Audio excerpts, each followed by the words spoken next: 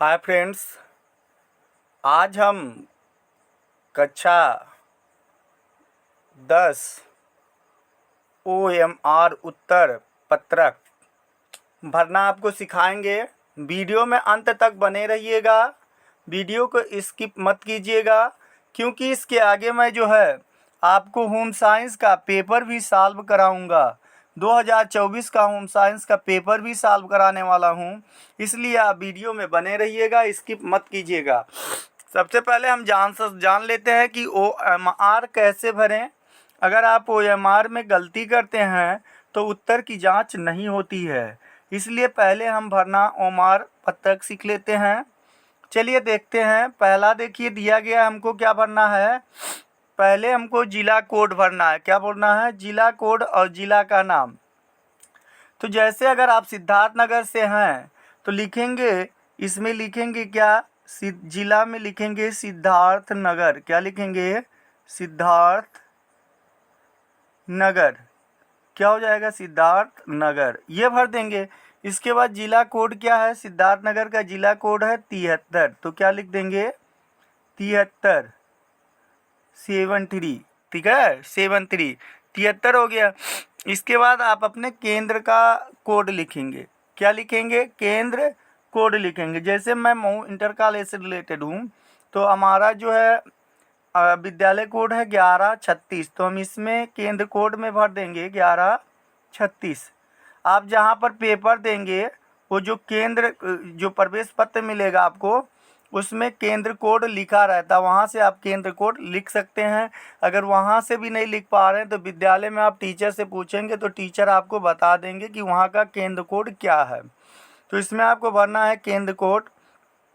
इसके बाद इसमें आपको भरना है अनुक्रमांक। जैसे आपका अनुक्रमांक जो होगा, जैसे 20 लाख आपका है, 20,24,422 अगर आपका रूल नंबर है, ठीक है, तो आप इसमें अपना रूल नंबर लिख देंगे। ठीक ठीक। तो जो भी आपका है, आपका रूल नंबर है, वो आप इसमें जो है भर देंगे। ठीक, अनुक्रमांक हो गया। इसके बाद विषय कोड और विषय का नाम लिखना। जैसे मैं आपको होम साइंस का पेपर सॉल्व कराने वाला हूं, तो मैं आपको बता दे रहा हूं कि होम साइंस का कोड क्या है। देखिए नीचे आप आएंगे, यहाँ पे देखिए गृह विज्ञान का पेपर है ये। यहाँ पे देखिए इसका कोड क्या है? 823। क्या है? 823 IC। ठीक है, तो आप यहाँ पे लिख देंगे 823। क्या लिख देंगे? 823। हर विषय का कोड अलग अलग होता है। ठीक है, ये हो जाएगा आपका 823। ठीक, अब IC आपको कहाँ लिखना है? तो IC यहाँ पे देखिए प्रश्न पत्र मार्का सीरीज दिया गया है ना, पत्र मार्का सीरीज। इसमें IC है तो एक में आप भरेंगे I, इसमें आप भर देंगे I, बीच में भरना है, और दूसरे में आपका C हो जाएगा। ठीक है, अब I जो गोला है उसको आपको भर देना है। जैसे यहाँ पे I है तो I को आपको गोला कर देना है, और यहाँ पे C है तो आपको C को गोला कर देना है। ठीक है, इसमें देख लेना है कि C कहाँ पे है, और C को आपको क्या करना है? गोला कर देना है। ठीक, ये भरा जाएगा। और विषय का नाम, जैसे विषय क्या है? गृह विज्ञान है, तो आप यहाँ पे लिखेंगे गृह विज्ञान। ठीक है, क्या लिखेंगे? गृह विज्ञान लिख देंगे। ठीक, अब देखिए प्रश्न पत्र संख्या क्या है। प्रश्न पत्र संख्या आपका जो है वो भर दीजिएगा।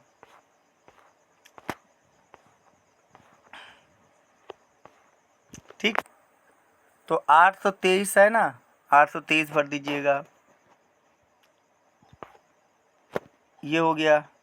इसके बाद देखिए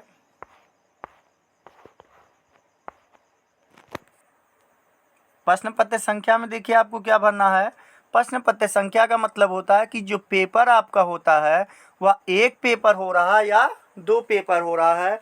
तो इस समय चाहे हाई स्कूल का है या इंटर का है, सबका पेपर एक हो रहा है, तो इसमें आप भर देंगे केवल। क्या भरेंगे?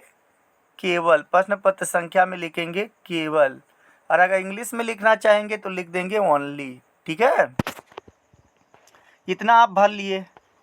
इसके बाद आगे आइए, यहाँ पर देखिए आपको उत्तर भरना है, ठीक है। जो ऑप्शन सही होगा उसको आप लिख दीजिएगा यहाँ पर। ऑप्शन आपको ये इसमें उत्तर 20 क्वेश्चन आपके ऑब्जेक्टिव होंगे। ये देखिए 20 नंबर दिया गया है, ये गोला भरना है। इसमें जो ऑप्शन सही होगा उसी गोले को आपको भरना है। जैसे मान लीजिए 11 नंबर में सी सही है तो सी को आप गोला कर दीजिएगा। गोला पूर्ण रूप भरिएगा, अधूरा मत भरिएगा। अब नीचे देखिएगा, नीचे लिखा है परीक्षार्थी के हस्ताक्षर, तो यहाँ पे आप अपना हस्ताक्षर करेंगे। और कक्ष निरीक्षक का हस्ताक्षर जहाँ पे लिखा गया, यहाँ पे जो कक्षा में आपकी ड्यूटी करेंगे वो हस्ताक्षर इसमें करेंगे। केंद्र व्यवस्थापक का मोहर ऑलरेडी आपके ओमार सीट में लगा होगा, ठीक है। अब यहाँ देखिए भरा गया है चित्रकला विषय हेतु। जब चित्रकला का पेपर होगा तब इसको भरना है, अन्यथा इसको भरना नहीं है। इसको आप वैसे छोड़ देंगे, ये जो है ये ऐसे छोड़ देंगे, इसको आपको नहीं भरना है। अगर चित्रकला लेंगे तो चित्रकला में आपका चित्रकला का पेपर है, तो जैसे आलेखन आप लिए हैं, आलेखन उसमें कर रहे हैं तो आलेखन पर गोला कर देंगे। अगर प्रावधिक भाग कर रहे हैं तो प्रावधिक पर 2 नंबर पर गोला करेंगे, ठीक है। ये कब करेंगे? जब कला का पेपर होगा तब, और सभी पेपर में इसको नहीं भरना, वैसे छोड़ देना है, ठीक। आगे आ जाइए। अब आगे देखिए, वही चीज़ जो ऊपर भरा गया वही चीज़ नीचे भी आपको सेम भरना है। और यहाँ पे भी परीक्षार्थी का हस्ताक्षर होगा, यहाँ पे आपके कक्ष निरीक्षक हस्ताक्षर एक करेंगे। आप अपने कक्ष निरीक्षक से अच्छा हस्ताक्षर जरूर करा लीजिएगा, ठीक है।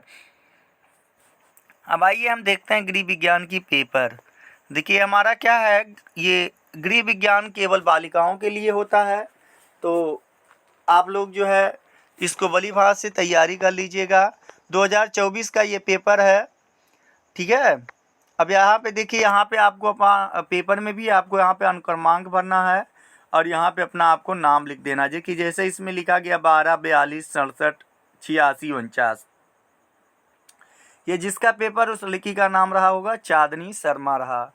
ये टीचर जो है इस पर सिग्नेचर किए हैं चेक करके, ऐसे आपको भी करा लेना है। 70 नंबर का पेपर होगा। देखिए प्रश्न के 15 मिनट आपको पढ़ने के लिए, परीक्षार्थी को प्रश्न पत्र पढ़ने के लिए निर्धारित हैं। अब इसके बाद देखिए दूसरा नंबर दिया है कि सभी प्रश्न अनिवार्य हैं। तीसरा नंबर में देखिए क्या करना है, इस प्रश्न पत्र के 2 खंड हैं, खंड आ तथा खंड बा।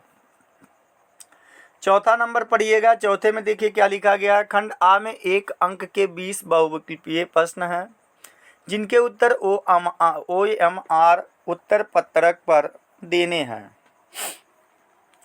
तो खंड आ जो है या बहुविकल्पीय प्रश्न होगा जिसका उत्तर आपको कॉपी में नहीं लिखना है, OMR सीट जो दिया जाएगा, जो ऊपर आपको हम अभी दिखाए हैं, उसमें ये 20 प्रश्न आपको हल करने हैं।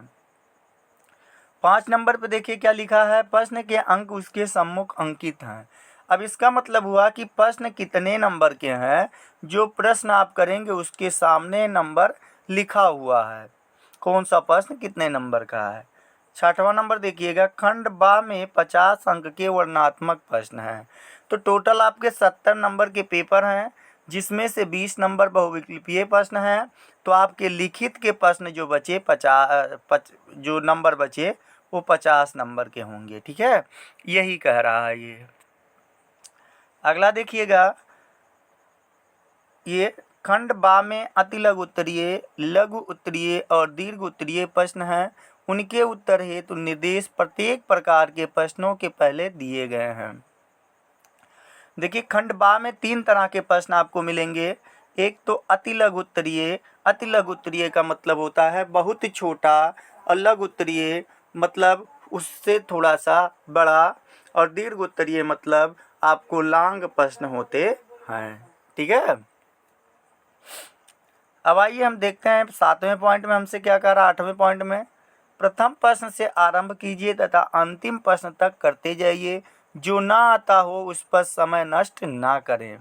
देखिए ये आपको स्वतंत्रता है, जरूरी नहीं है कि एक से आप शुरू कर रहे हैं तो आपको 1, 2, 3, 4 एक सीरियल से करना है।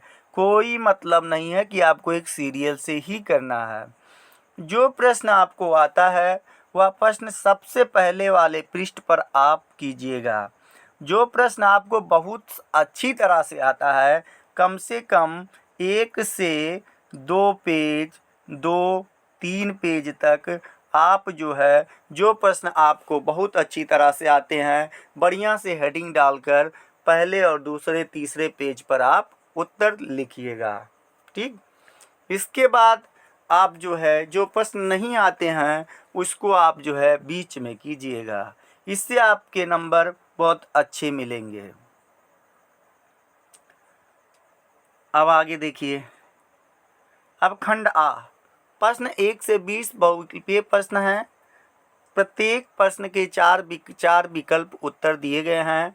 उनमें सही विकल्प चुनकर OMR उत्तर पत्रक में गोले को काला करें। देखिए, बॉल पेन का ही प्रयोग कीजिएगा गाइज, बॉल पेन ही सबसे बेटर होता है ऑब्जेक्टिव क्वेश्चन के लिए।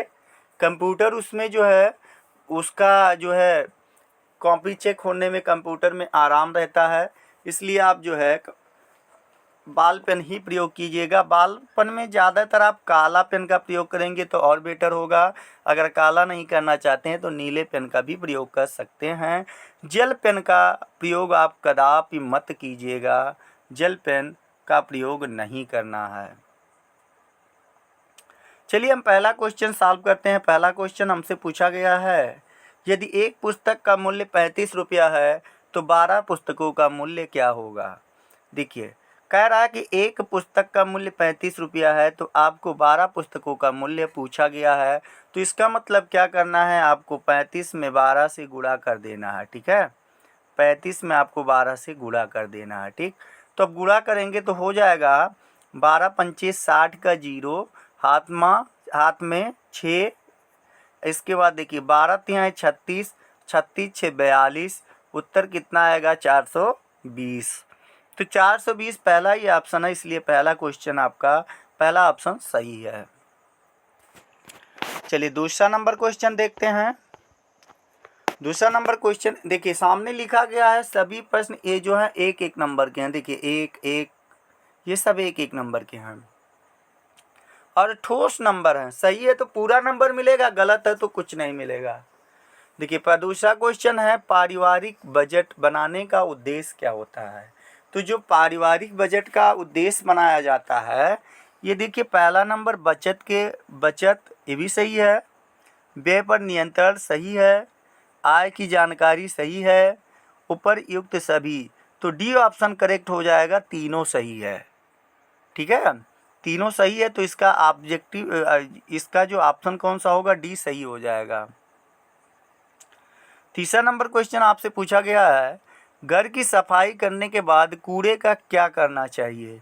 पहला ऑप्शन घा दिया है, घर में रखना चाहिए, गलत। कूड़ा को घर में रखेंगे तो गंदगी फैलेगी, रोगाणु फैलेंगे और बीमारियां हो जाएंगी। ठीक है, तो ये गलत है। सड़क पर फेंकना चाहिए, सड़क पर नहीं फेंकना चाहिए, आवागमन का रास्ता बाधित होगा तो समस्याएं उत्पन्न होंगी, तो ये भी आपका गलत है। 3 नंबर पूछा गया, कूड़ेदान में डालना चाहिए, सही कह रहा है, आपको इसको कूड़ेदान में ही डालना चाहिए, इसलिए सी ऑप्शन करेक्ट हो जाएगा। नाली में बहाना चाहिए, ये गलत है। ठीक, देखिए चौथा नंबर क्वेश्चन देखते हैं, जल का रासायनिक सूत्र क्या है। तो जल का रासायनिक सूत्र क्या है, H2O2 गलत, HO2 गलत, H2O सही है, 2H2O गलत है। ठीक है, 2HO गलत है, तो सी ऑप्शन यहाँ पर करेक्ट है। देखिए ये अगर नहीं दिया है तो इस तरह से भी ऑप्शन दे सकता, अगर HOH H2O ना दिया होता, HOH दिया होता, तब ये ऑप्शन करेक्ट हो जाता। ठीक है, क्योंकि जल का जो रासायनिक सूत्र होता है 2 हाइड्रोजन होता है और 1 ऑक्सीजन होता है, तो आपको वहाँ पर यही देखना है कि 2 हाइड्रोजन की संख्या हो और ऑक्सीजन की संख्या 1 हो। तो यहाँ पर H2O, सी ऑप्शन आपका करेक्ट है, सी ऑप्शन आपका करेक्ट है। चलिए 5 नंबर देखते हैं क्वेश्चन। पांचवा क्वेश्चन कहा है कि पर्यावरण दिवस कब मनाया जाता है। तो पर्यावरण दिवस जो है यह 5 जून को मनाया जाता है, तो सी ऑप्शन यहाँ पे करेक्ट है। चलिए 6 नंबर क्वेश्चन देखते हैं, ATS अथवा टिट बैंक का इंजेक्शन किस रोग के बचाव के लिए लगाया जाता है। ये जो होता है किस रोग के लिए टीटी, क्या बोलते हैं इसको, टीटी। ये इंजेक्शन जो होता है टीटी के नाम से जाना जाता है। टीटी, टीटी मतलब टिटनेस। तो इंजेक्शन किस में लगाया जाएगा, टिटनेस में लगाया जाएगा। ठीक, जैसे आपको कोई कट जाता है कुछ, तो आप बोलते हैं ना चल जाओ टीटी का इंजेक्शन लगा लो, तो टिट बैंक लिखा ही है, टीटीएस। ठीक है, तो किस में लगाया जाएगा, टिटनेस में लगाया जाएगा। अगला देखिए 7 नंबर क्वेश्चन, टाइफाइड रोग फैलता है।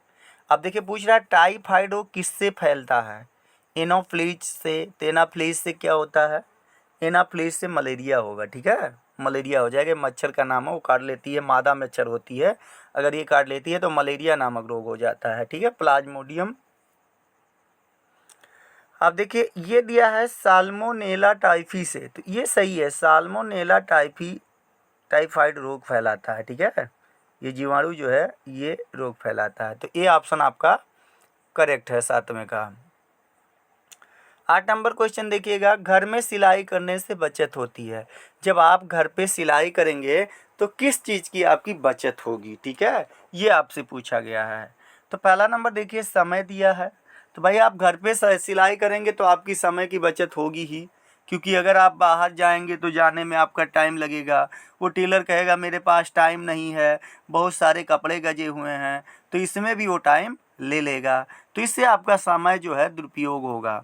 तो अपने अगर आप सिलाई कर लेती हैं घर पर तो समय की बचत हो जाएगी। दूसरा नंबर धन की बचत, धन की बचत हो जाएगी। ठीक, अगर कोई आपका काम करेगा तो अपनी मजदूरी लेगा। ठीक है, उसका जो खर्चा होगा, खर्चे के अतिरिक्त तो अपनी मजदूरी लेगा, तो वो भी आपको देना पड़ेगा।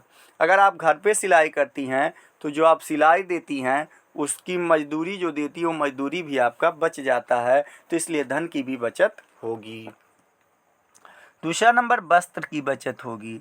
जो वस्त्र बढ़ता है टेलर क्या करेगा, उसे एडजस्ट कर लेगा कहीं, या उसे रख लेगा या ज़्यादा काट देगा, और आप अपने सिलाई करेंगी तो उसको हिसाब से आप काटेंगी, आपकी कपड़े की भी बचत होगी।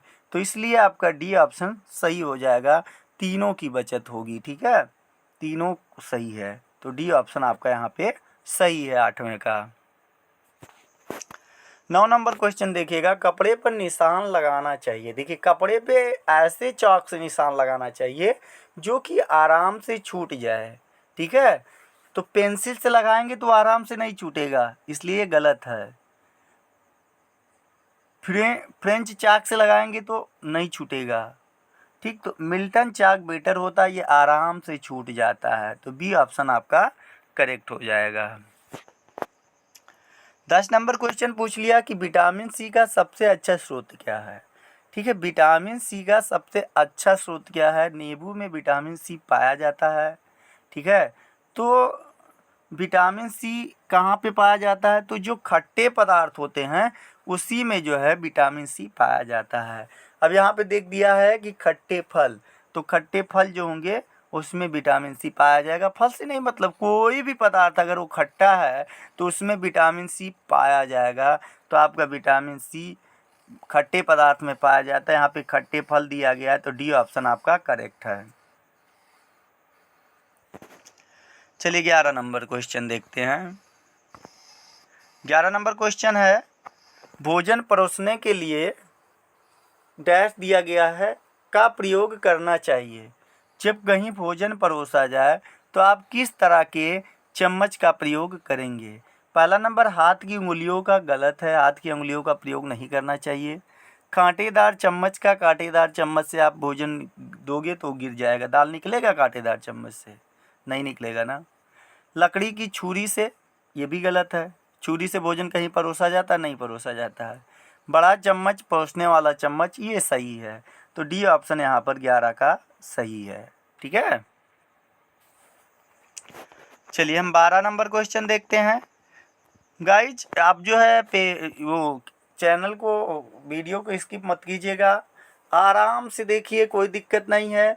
अगर आप समझ के पढ़ेंगे तो ये आपके दिमाग में बसा रहेगा। एक बार अगर वीडियो देख लेते हैं तो पूरा आपको लाइव भूलने वाला नहीं है। अगर आप वैसे स्किप करके देखेंगे, बिना समझे देखेंगे, सिर्फ उत्तर आपको बता देंगे, तो ये बहुत जल्दी भूल जाएगा। ठीक है, इसलिए आप जो है धैर्य रख के जो है थोड़ा पढ़ाई कीजिए। भोजन पकाने में किसका प्रयोग हानिकारक है? तो भोजन पकाने में पानी तो रहता ही है, चीनी रहता है, नमक रहता है, तो सोडा अगर डालते हैं तो ये नुकसान करता है, तो सोडा ये गलत है, हानिकारक है, तो सोडा आपका सही हो जाएगा, बी ऑप्शन। 13 नंबर देखिए, रोगी का भोजन होना चाहिए। रोगी का भोजन कैसा होगा? ऐसा भोजन दीजिए कि उसे आसानी से पच जाए, तो सुपाच्य होना चाहिए, सही है। चटपटा होना चाहिए, गलत है। गरिष्ठ होना चाहिए, गलत है। बिना पका होना चाहिए, गलत है। कच्चा खाएगा पेट खराब हो जाएगा। और तो सुपाच्य होना चाहिए, ये ऑप्शन सही हो गया आपका। 14 नंबर क्वेश्चन देखिएगा, मनुष्य के शरीर में कुल कितनी अस्थियां? अस्थियों का मतलब होता है हड्डी से, क्या होता है? अस्थियां मतलब होता है हड्डी। तो आपसे पूछ रहा है कि मनुष्य के शरीर में टोटल हड्डियों की संख्या या अस्थियों की संख्या कितनी होती हैं? अस्थियां का जो है हड्डी पर्यायवाची है, तो टोटल 206 होती हैं, ठीक है। ये ऑप्शन सही है, बी ऑप्शन आपका करेक्ट है। 15 नंबर क्वेश्चन देखिएगा, रोगी के लिए आहार व्यवस्था का क्या उद्देश्य है? जो रोगी है उसके लिए आहार व्यवस्था का क्या उद्देश्य है, पूछा गया है, ठीक है।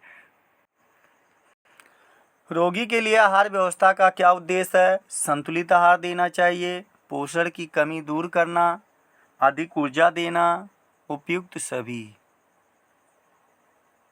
देखिए पहला नंबर जो है, रोगी के लिए आहार की व्यवस्था जो होनी चाहिए वो संतुलित आहार होना चाहिए, ठीक है। इसके बाद पोषण की कमी दूर करना, हाँ भोजन ऐसा हो कि पोषण की जो कमी है उसका वो पर्याप्त पोषण उसको मिल जाए, ठीक है। फिर अधिक ऊर्जा देना, अधिक ऊर्जा देना, अधिक ऊर्जा देना मतलब अधिक ऊर्जा, ऐसा भोजन दो जिससे उसको ऊर्जा थोड़ी ज़्यादा मिले, जिससे उसको जो हुआ कवर कर ले जाए। तो तीनों ऑप्शन आपका सही हो जाएगा, तो डी ऑप्शन आपका करेक्ट हो जाएगा।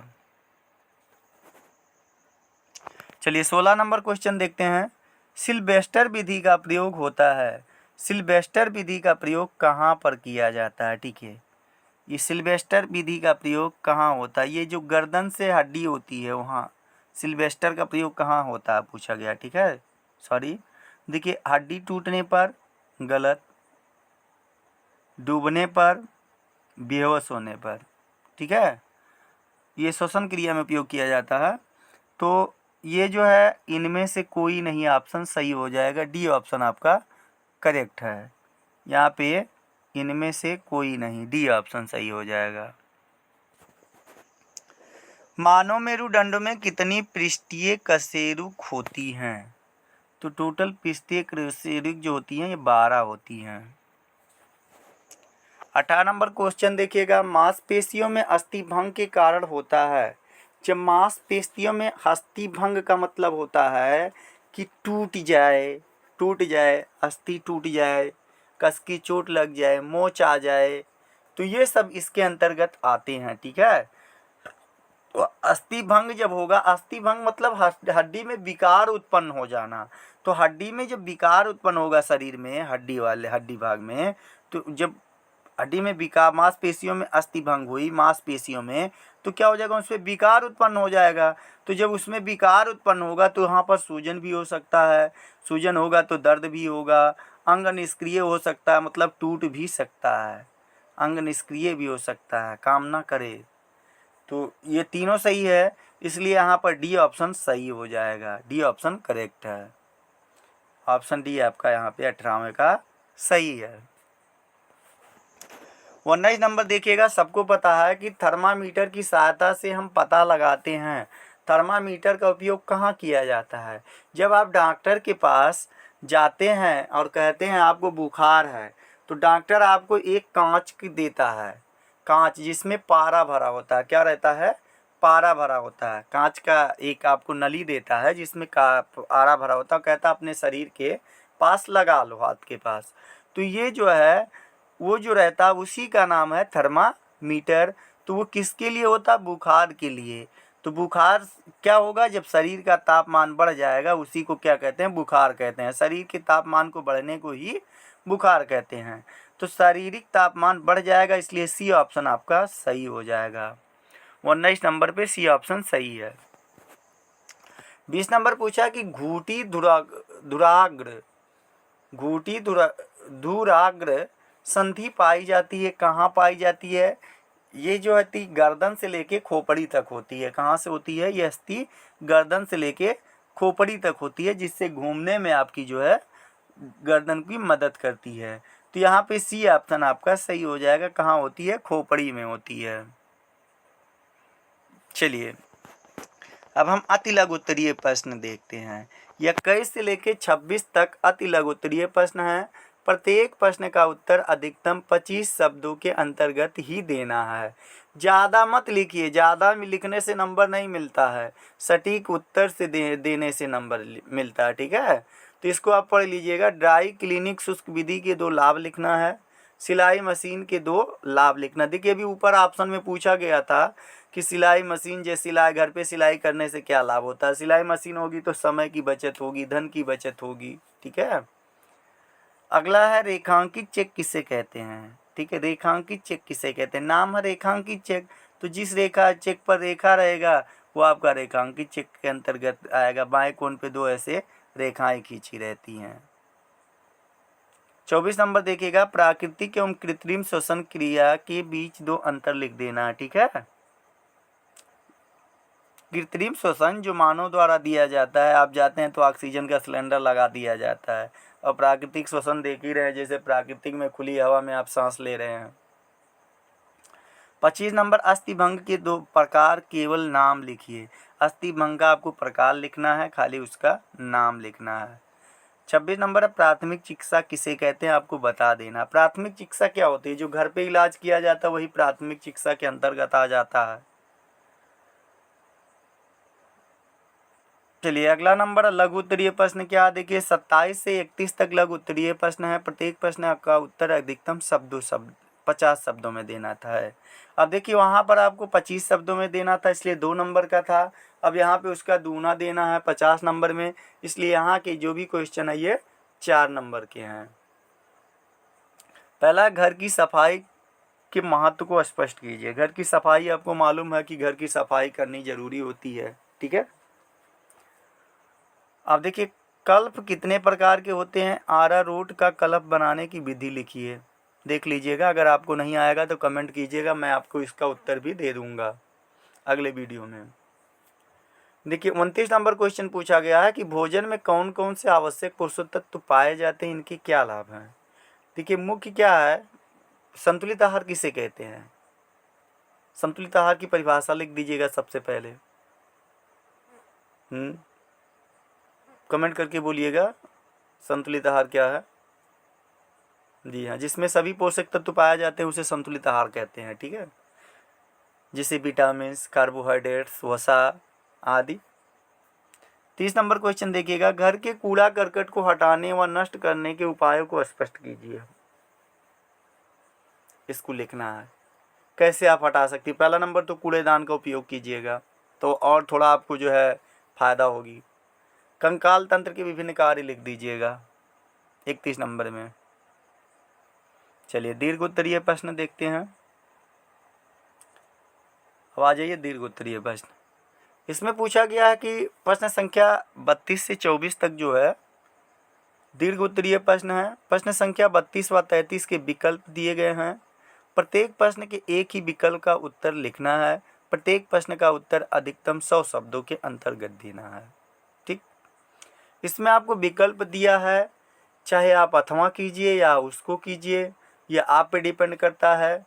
ज़्यादा से ज़्यादा आप 100 शब्दों में दीजिए, इससे ज़्यादा मत लिखिए, नंबर उतने मिलेगा। 32 नंबर क्वेश्चन देखिए आपसे पूछा गया है, मैथ का है। कह रहा कि एक गृहिणी की मासिक आय 30,000 रुपये हैं। 30,000 रुपये वह प्रति माह 10% बचाती है, तो उसकी कुल वार्षिक बचत क्या होगी?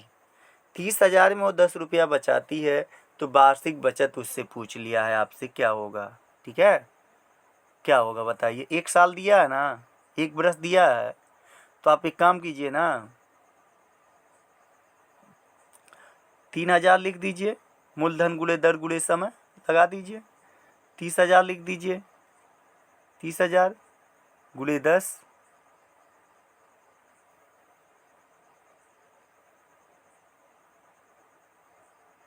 गुणे 1/100 निकाल दीजिए इसी पे।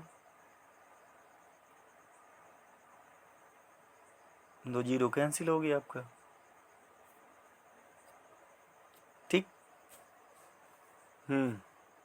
ऐसे अगर आप नहीं कर पाते हैं तो बेकार है, इस पे आप सॉल्व कर लीजिएगा। नहीं सॉल्व कर पाएंगे तो कमेंट करना, मैं आपको सॉल्व करके दे दूंगा। ठीक है। और एक आपको मैं बता रहा हूँ तरीका कि देखिए, जैसे आप क्या है 1000 पे 100 पे मतलब 10 रुपया हुआ बचा रही है, 100 रुपये में 10 रुपया बचा रही, तो 1000 में कितना बचाएगी? 1000 में कितना बचाएगी? 10 गुणे 10, तो 100 रुपया इसका बचेगा। ठीक। 1000 में 100 तो 10,000 में कितना? 1000। ठीक। तो टोटल आपका कितना बचा था? 3000 बचा था। इसकी बचत कितना आया था? 3000। जी हाँ।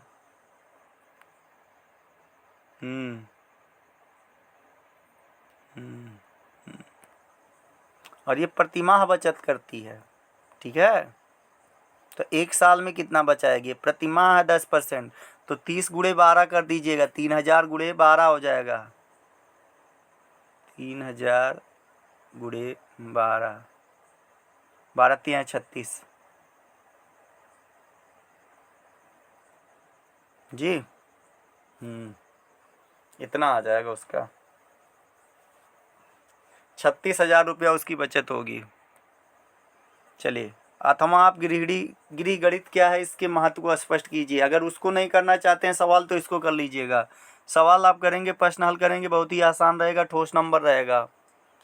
अगला देखिए 33 नंबर क्वेश्चन, पर्यावरण प्रदूषण के विभिन्न कारण लिखिए। बहुत बढ़िया क्वेश्चन है। पर्यावरण का प्रदूषण का कारण लिख दीजिएगा। पर्यावरण का अर्थ लिख दीजिएगा, परिघनावरण। अथवा जल के विभिन्न स्रोतों तथा जल बचत संरक्षण के उपाय लिखिएगा। 34 नंबर क्वेश्चन आप लोगों से पूछा गया है, अर्ध तरल आहार क्या है, इसकी आवश्यकता कब पड़ती है, किसी एक प्रकार के तरल आहार को बनाने की विधि लिखिए। ठीक है, इसको करिएगा। ये सब लॉन्ग क्वेश्चन है। आपको वीडियो कैसा लगा ये कमेंट में ज़रूर कीजिएगा। मैं आपको ये 2024 का पेपर सॉल्व कराया हूँ। इसी तरह से मैं आपको अनसॉल्व से सारे पेपर जितने भी हैं वो आपको तैयार कराने वाला हूँ। ये मैं इसलिए इस पेपर आपको दिखा दिया कि ये 2024 का पेपर है और आपके अभी अगले साल हुआ है ये पेपर। तो इससे आपको एक आइडिया आएगा कि पेपर आपका कितना आसान होता है। आपको लगता होगा कि आपका फर्स्ट पेपर हाई स्कूल का बड़ा ही टफ होता होगा। पेपर टफ नहीं होते हैं, बहुत ही आसान होते हैं। सिर्फ आपको अच्छे कंसंट्रेट होके इसको जो है लिखना होता है। ठीक है, बस आराम से करिएगा, कोई दिक्कत नहीं है। तैयारी में अगर आप हमसे जुड़े रहेंगे तो मैं पेपर और भी आसान कर दूंगा। मैं गारंटी लेता हूँ अनसॉल्व आपको पूरा सॉल्व कराऊंगा। उतना आप सॉल्व कर लीजिएगा, उससे आगे कोई क्वेश्चन बना ही नहीं सकता है। धन्यवाद। चैनल को सब्सक्राइब करें और शेयर करें। आप अपने सहेलियों को भी बताइए ताकि उनकी भी तैयारी अच्छी से हो जाए। और वीडियो आपको कैसा लगा ये ज़रूर आप कमेंट करते रहिए।